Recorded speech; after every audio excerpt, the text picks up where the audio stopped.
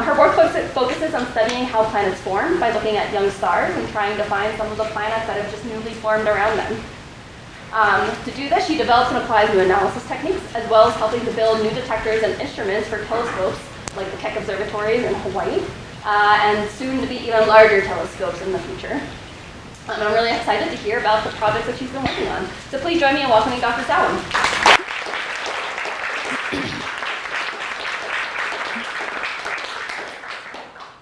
Hi, everybody. Can people hear me okay? Okay, good. I think the mic is working well. Thank you all for coming. I'm really excited to be here. I love coming up to Lick. I'm actually going to come back on Sunday to observe and do science here, so it's a fun Lick weekend for me. So I'm going to talk to you all about imaging exoplanets with the world's largest telescopes.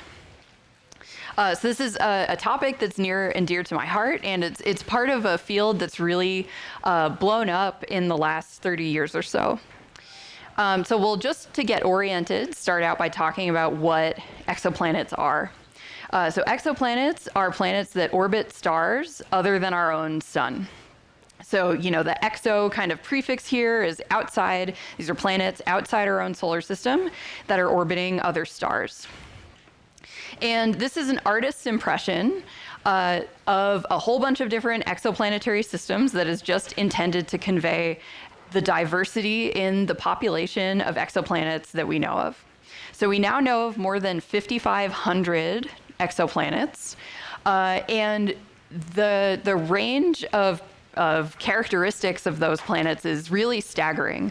There are systems that are like our own solar system, and systems that are completely unlike our own solar system. Actually, most of the ones that we've found so far fall into that second category. And any kind of explanation for how planets form and evolve needs to be able to explain the diversity in the population of planets that we see. And so I'll just illustrate what I mean when I say that the population of exoplanets is diverse with this graphic over here. So we can measure different properties of these planets, like their masses and their sizes. And we can do this pretty well for many of these planets. And so one way that you could kind of capture the diversity in the planet population is saying, okay, how hot are my planets? And so you can see temperature actually decreasing as you move up here. And how dense are my planets? And so we have density increasing as you move left to right here. And these are just artists' impressions of exoplanets, so these aren't actually pictures of the planets, intended to kind of convey what those planets might be like. So you can see planets that are like Saturn, planets that are kind of like Jupiter, and then planets that are rocky, more like our own Earth or Mercury. And so what you can see here is that the range of temperatures of these planets goes from way colder than Antarctica, so you have like minus 350 Fahrenheit all the way on the top, through to boiling water, all the way to as hot as a Bunsen burner. So this is a huge variety of planet temperatures, and then also planet densities. So we know of planets whose average densities are like water, also like granite, like steel, and also as dense as gold. So even just by looking at the really basic properties of these planets, we can learn that we need theories of planet formation and evolution that can explain this diversity. So this figure was made a few years ago, and we've learned about even more exotic planets since it was made.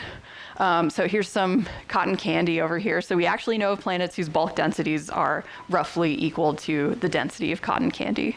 And those are called super puffs.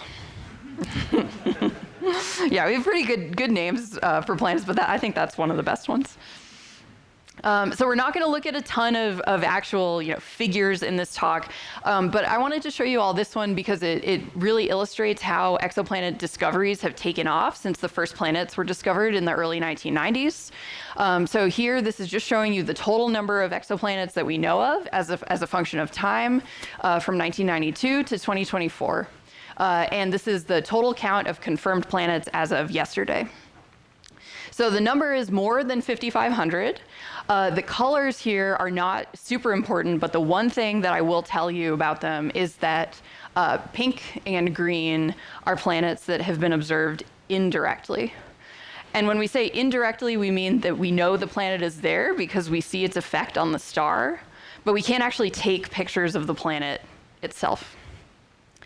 We have taken pictures of a handful of these planets, so something like order of magnitude 10, and that's represented by one of the slivers at the very top of each bar. So why would you want to study exoplanets directly? We can find thousands of exoplanets by taking indirect observations, and so it's important to think about why you would bother to try to take photos of them. And when I think about this, I like to start with this picture. So does anybody recognize this photo? Voyager 1. Yes, great. Yeah, so this is the pale blue dot image. This pale blue dot here, this is a photo of the Earth taken by Voyager, which is a spacecraft that has left our solar system. And Voyager, on its way out of the solar system, turned around and took a photo of the Earth. And this is what the Earth looks like from the outer solar system. And this is really cool for a lot of different reasons. Carl Sagan has like a really beautiful quote about the pale blue dot related to, just how much happens on Earth. And yet it looks like this tiny little speck in this image. But another way of thinking about this picture is that everything that happens here on Earth is encoded in the pale blue dot.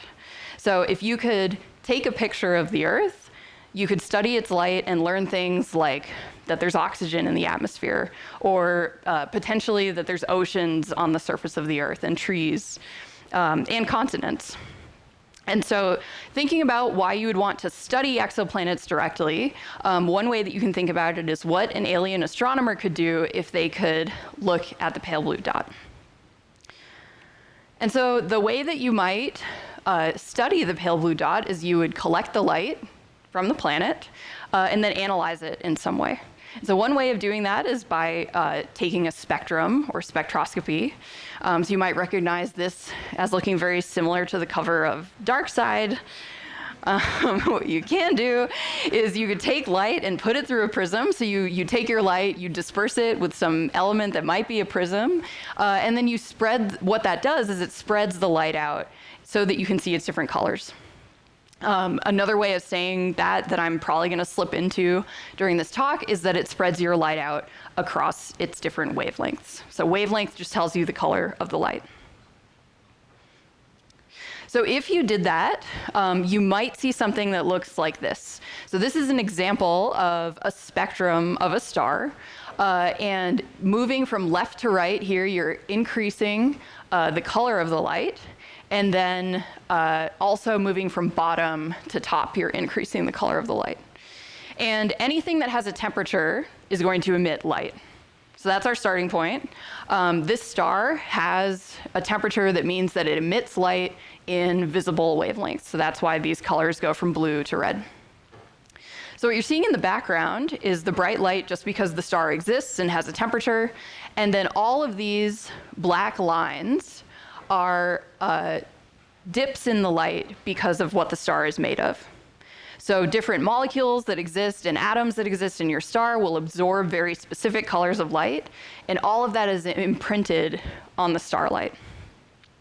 So this is true for stars, it's also true for planets.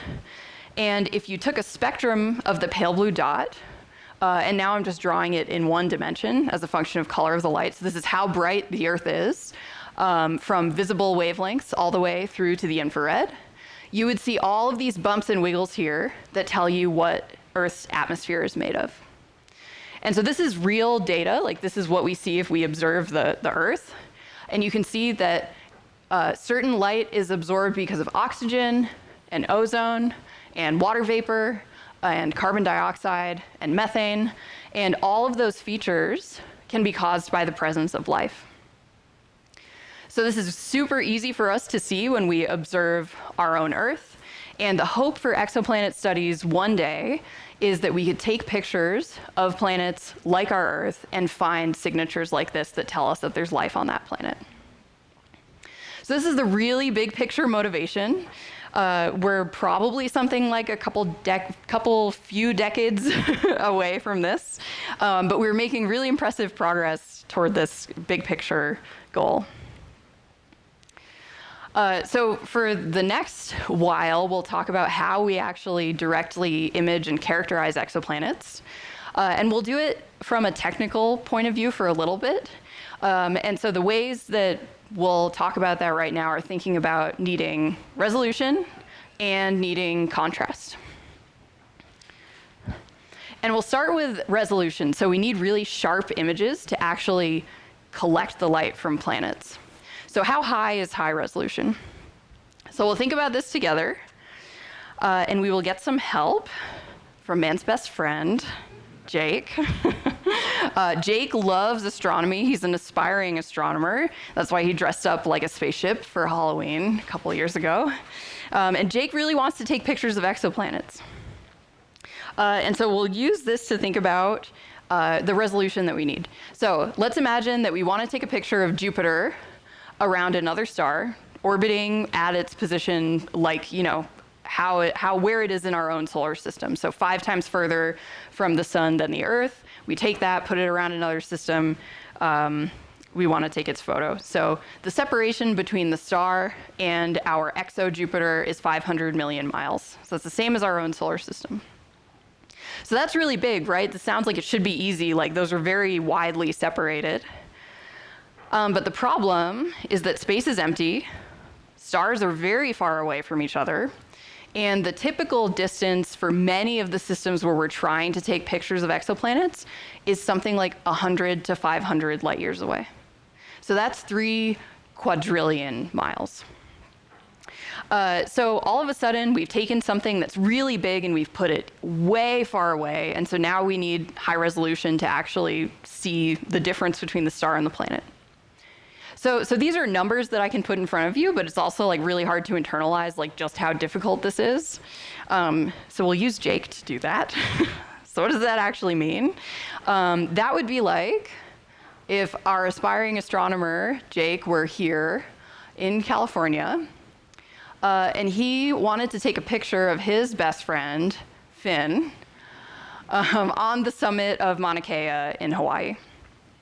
So this is the type of resolution that we need to achieve if we want to actually take pictures of planets around other stars. If there are space enthusiasts in the room who know about, you know, like angular sizes of things, we know that the size of the moon on the sky, the full moon, is like half of a degree. The separation between stars and planets that we typically try to image is less than 1 arc second, which is about 1/2000th the size of the full moon on the sky. So super sharp imaging is what we need. Oh, and the reason why Finn doesn't look super happy is because the air is just a little bit thin up on Mauna Kea. Okay, so that's resolution. Next up is contrast. So when I say contrast, I mean that planets are very faint compared to their stars. And if we were going to take a giant planet like Jupiter and try to take its picture around another star, it would be 1 million times fainter than the star. So we have this super close separation planet, at least as we observe it, and it's 1 million times fainter than its host star. And so that's actually just about like trying to take a photo of a firefly around the Pigeon Point Lighthouse. So these are challenging observations, and challenges like these are the reason why so far we've imaged several handfuls of exoplanets. And we need to keep making progress on this to take pictures of more and more of them. But we do this. So how do we do it? The starting point for this is that if we want high resolution, we need to use a big telescope. So just because of the way that optics work, having a bigger telescope means that you can take a sharper image. So a bigger telescope means a better view. So we can start off with the world's biggest telescopes. So these are the Keck telescopes on Hawaii. You can see them here and here. There are 2 of them. They have 10-meter diameter mirrors. And just for reference, this is an SUV parked in front of one of the domes. So that gives you a sense of scale there. These are really impressive facilities.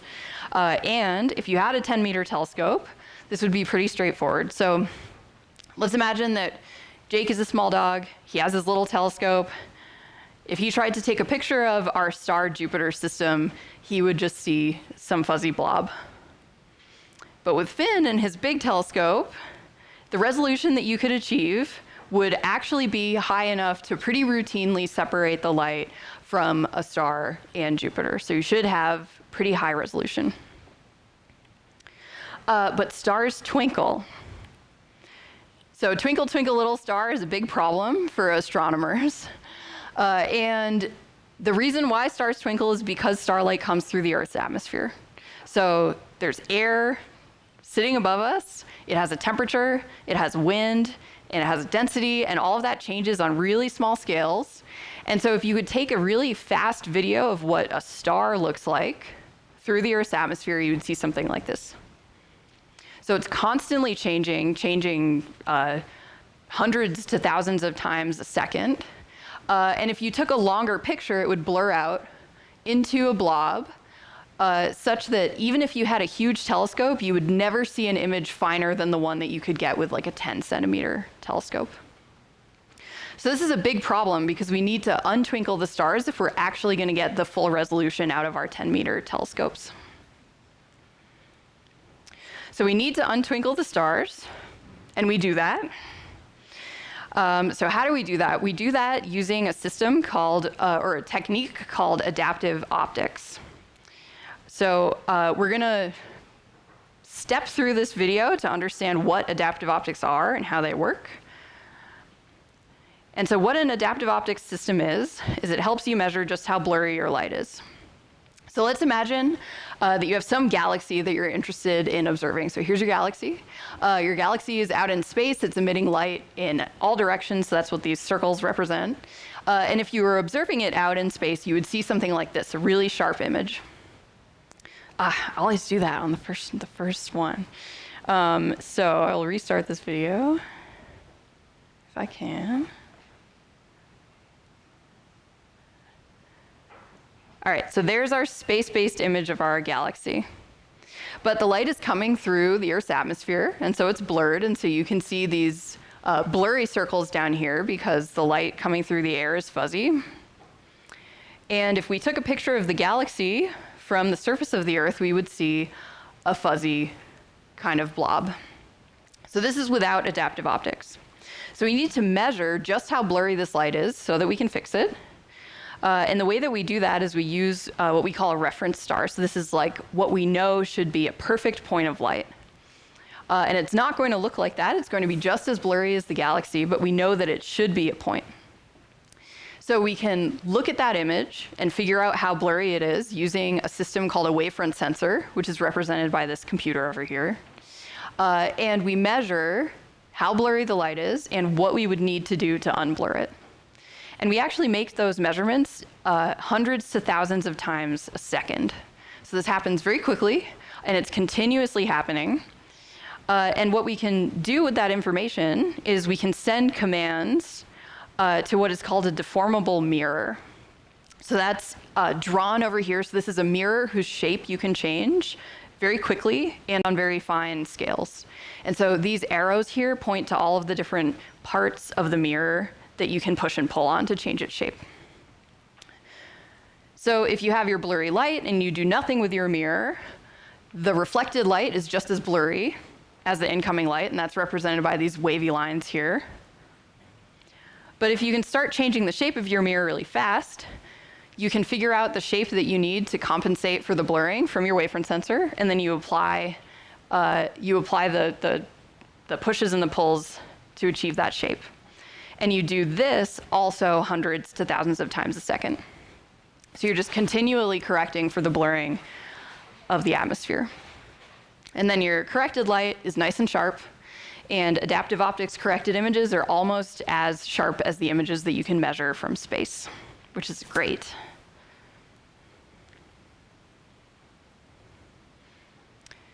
Okay, so in case you're curious, Here are a couple of pictures of deformable mirrors. So they can be very large mirrors that are actually like the second mirror that the light hits as it goes through your telescope. So you would have your huge primary that focuses your light onto an adaptive secondary mirror that sits away from the big primary. Or they can be way far downstream in your optical setup, so it sits right in front of a camera, and those deformable mirrors have sizes something like a penny or a quarter, a couple inches. There's a big variety there. And if you could take the same quick video of your images, they would go from this blurry one over here to something that is almost perfect. And these rings that you're seeing here are because this image is made by a circular telescope. So this is actually very close to the perfect version that you would see from space.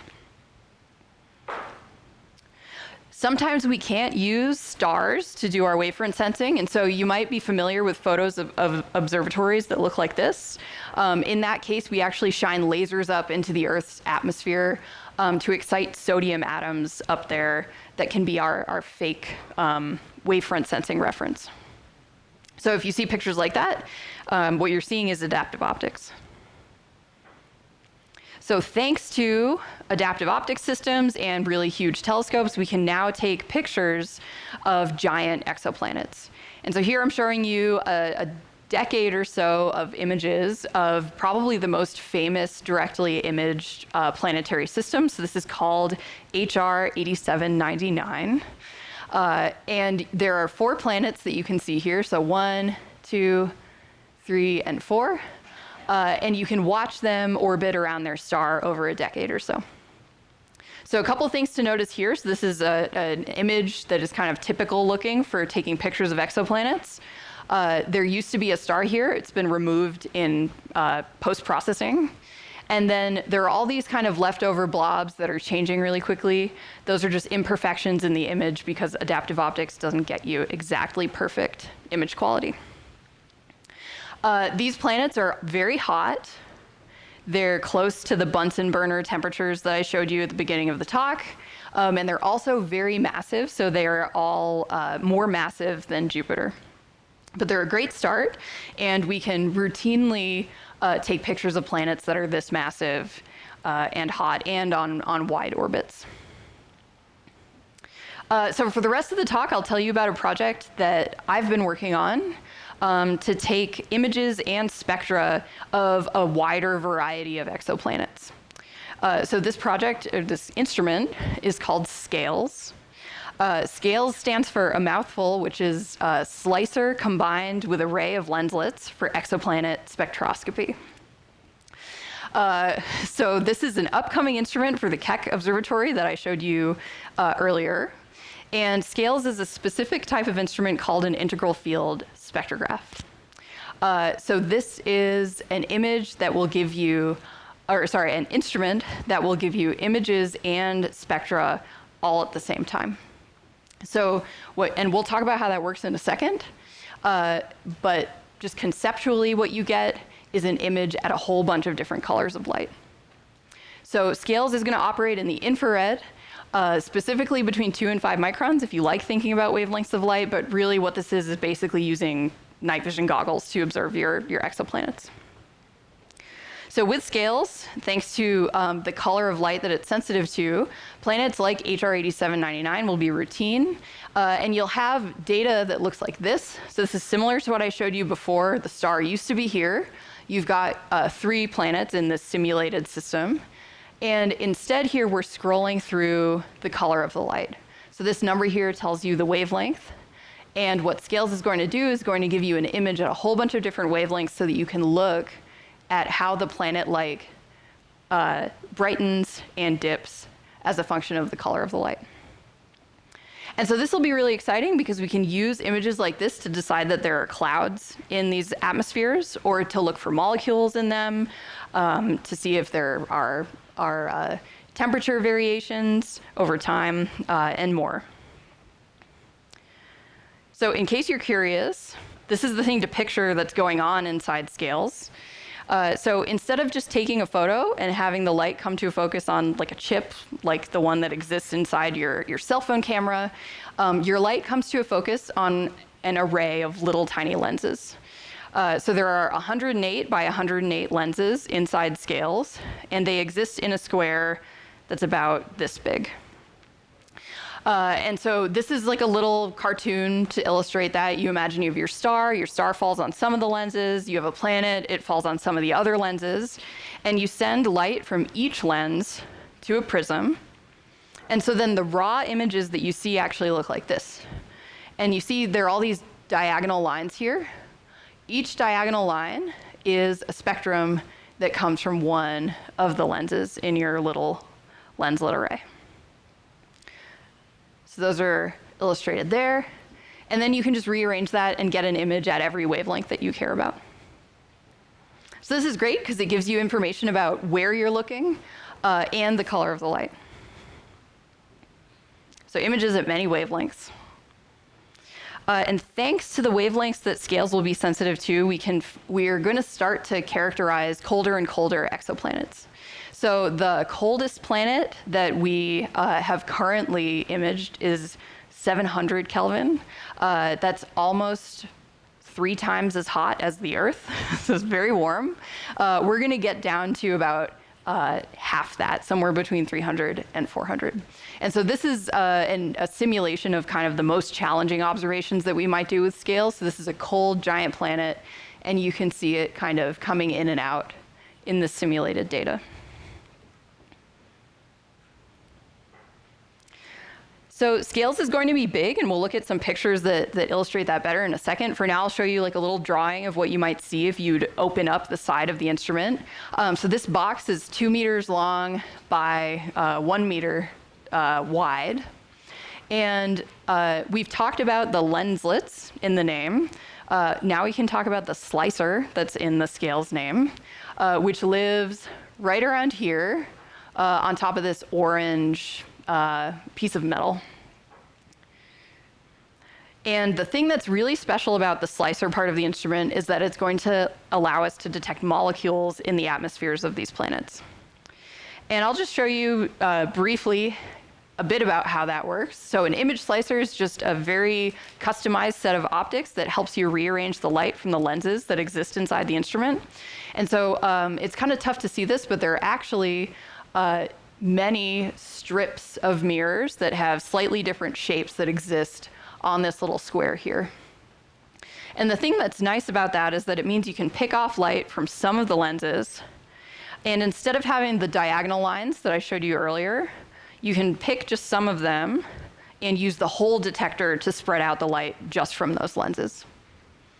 So now you have a much smaller field for the picture that you're taking, but you have a lot more wavelength information. So your little cube of images would look something like this. If you kind of plotted the light like we did for the Earth at the beginning of the talk, you would see all these bumps and wiggles. And those bumps and wiggles can tell you about what molecules will be in the atmospheres of the planets. So things like methane and ammonia and water vapor are molecules that we'll be able to detect with scales on cold exoplanets. Oh, and something that is really neat about this mode is that because of the fact that we can only do it for a very small part of our field, we actually have to use a mirror to steer our planet into a very specific location to do that. So there's a very, very precise mirror that will exist inside scales that will let us do this, which is cool. Okay, so this is an ongoing project. So Scales is getting built right now.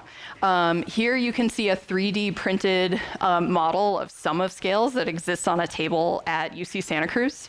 So I should have said earlier that this project is a collaboration between UC Santa Cruz, UC Irvine, UCLA, which all kind of fall under UC Observatories, Keck Observatory, and the Indian Institute of Astrophysics. So it's a big collaboration. Long timeline project, something like it'll be almost 10 years in the end. And first light at Keck Observatory is expected late next year, so we're getting close, which is really exciting. So here you can see Aditi, who's a recently graduated UCSC undergrad, posing with our 3D printed model. You can see her over here machining some of the mounts for the optics inside Scales. And we've basically ordered all of the pieces, almost all of the pieces of the instrument by now. Here are a couple of pictures of parts that have come in. So here are some filters that allow you to isolate certain colors of light. These are all like this big. This is 4 optics, so this is just one of the mirrors that we use to rearrange light before we send it to the lenses and to the prisms. The slicer is under order, and this was a really exciting day for all of us. So it took a long time to get the contract set up for the slicer, like at least 6 months. This is a prototype that we used to just demonstrate that we could do this, but we all celebrated when we finally got the slicer order in. Andy Skemmer, who's the Scales PI, baked a cake in the shape of the slicer optic. So like each one of these layers is supposed to represent like one of the mirrors in the slicer. And then we all celebrated. It was great. It was a great day. And so we've started to characterize some of these pieces of the instrument. And so here you can see grad students Kenzie and Isabel testing out the 4-optic mirror that I showed you before. So it's actually inside a vacuum chamber over here, and they're taking pictures of it to measure the quality of the surface of the mirror. So you can see these fringes here just show you basically how smooth or rough the mirror is, and this one is definitely good enough for us. We're also making sure that the very precise mirror to steer our planets around works well, so you can see a picture of it here. So this is the real thing, and it is being at some point, right now it's not, has been tested inside the same vacuum chamber. And this is a picture from the day that it was in there, and we were measuring how precisely the mirror could move. Yeah, so there it is. A big milestone happened for us recently. Just a little bit more than a month ago, the vacuum enclosure that Scales is going to exist in was delivered to UC observatories. So this is the size of the instrument when it's going to be completed. It's going to live in this box right here, which was unloaded off a truck that came from upstate New York at 5 a.m. at the end of June. And we had to use a very special forklift to move it because of the slope of the driveway at UC observatories. So this was a exciting and nerve-wracking moment. And we'll look at pictures of the actual instrument enclosure soon. But what you can see here actually is the setup that Scales is going to be transported on when it does get moved to the observatory. And so this is a very expensive shipping skid, basically, that has a whole bunch of vibration isolation stuff in it to make sure that Scales doesn't get jostled too much when we put it on a truck and then an airplane. So here's a video of the Scales cryostat, so the enclosure, getting moved into the clean room at UC observatories. So this is what the instrument will look like from the outside. This box weighs about 700 pounds. And these are the rigging guys who moved it from New York, who positioned it very precisely for us in the clean room, which is great. So these are the folks who showed up for the delivery. So you can see me over here. So I'm the Scales project scientist. So I'm in charge of making sure that Scales actually meets its requirements for detecting these exoplanets. You can see the Scales PI, Andy Skemmer, over here. So he's the one who baked the cake that I showed you before. There's actually only one picture of both of us working on the cryostat this day, and it was just us like cleaning dirt off the outside of it. And in general, PIs of instrument projects like this often aren't the people to do like all of the technical work inside the box. And so the members of the Scales team, some of them who you can see here, and there are lots of them, there's a lot of expertise in building these cryogenic infrared instruments.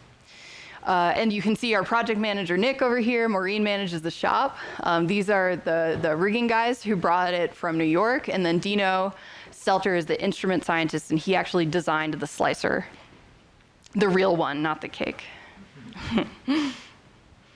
So there it is. So you can see a whole bunch of ports over here. So these are places where we're going to install machinery to pump out the air from inside the chamber. So because we have to make scales really cold, like very, very cold, way below freezing, we have to pump all the air out of the box before we actually cool it down.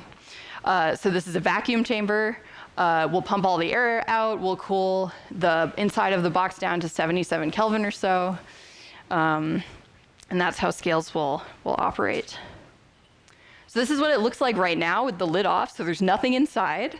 But this surface right here is very precisely machined aluminum, and it's what we call the optical bench. So this is the plate of aluminum that we will attach all of the optics in scales to. And if you have good eyes, you might see some dots like all over this thing. There are hundreds of bolt holes machined into it for all of the optics that will get mounted inside scales. And you can actually see one mount here. So this is the top of a mount that will hold one of the optics, and everything fits very snugly inside this box because space is at a premium. Okay, so Scales is going to eventually go to Keck, or not so eventually, at the end of next year, it'll get delivered to Keck. But bigger picture, where are we headed? I told you at the beginning of this talk that the big picture goal for exoplanet science is taking pictures and spectra of planets that are like our own Earth, so that we can, do things like search for life and learn about our place in the universe. So far, and even with Scales, we'll do better and better with giant planets, but we're a ways away from detecting Earth-like planets directly. But the good news is that the next generation of telescopes will allow us to collect even more light and get finer images of these systems. So in something like a decade or two, we'll have telescopes that have diameters of 25 to 40 meters. And those setups will enable us to finally take pictures of real Earth-like planets around other stars. And so here are just a couple of artist impressions of the US extremely large telescopes. And so it'll be really exciting when these systems come online to apply what we've learned with the current generation. And so we've started to design instruments that we could use to detect Earth-like planets around other stars using these telescopes. And here are just a couple of really early days simulations of what the photos might look like. We would start to get down to Earth-like orbits around stars that are like our own sun, which is what's illustrated over here. So again, the stars have been removed in processing in these simulated data, and you can see this little blob here, which is our simulated picture of an Earth-like planet.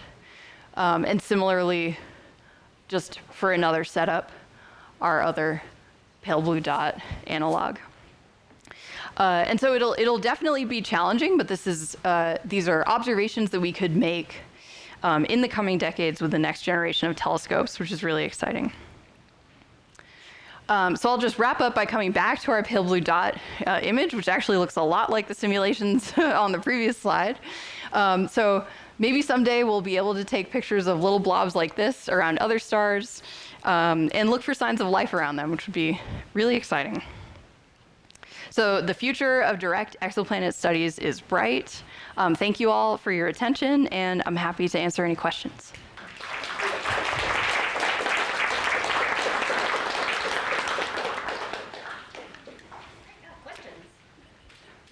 Yes. Okay, so one question I forgot. I wanted to ask when I had it, but Sorry. how many more planets do you think you'll find? Was one of the questions in this slicer. I know the quality will be better. Yeah. But what have they found so far? 1,000? Right. Okay, so we know of about 5,500 exoplanets. So with Scales, with the slicer specifically, that would be a mode that we would use for planets that we know are there, because it takes a long time to get high quality enough data in that mode.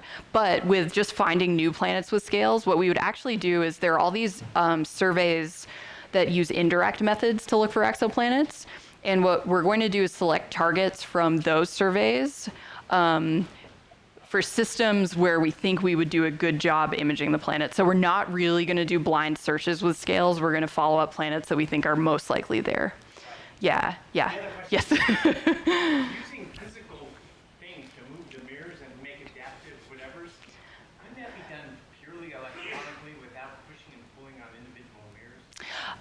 When you say purely electronically, do you mean like by processing the images or like? Processing the images, knowing what they should like relative to Yeah. the good one. Yeah, so yes, to some degree, but the issue is that what a physical change allows you to do is actually physically separate the starlight from the planet light, like on the detector. And that's valuable because if you have the starlight mixed with the planet light, then there's noise because of so much starlight like varying on top of the planet that you wouldn't be able to remove in post-processing. But certainly like after we use an AO system, we do a whole bunch of post-processing to make the images even better. So you need both, I think, is the answer in the end. Yeah. That's a great question.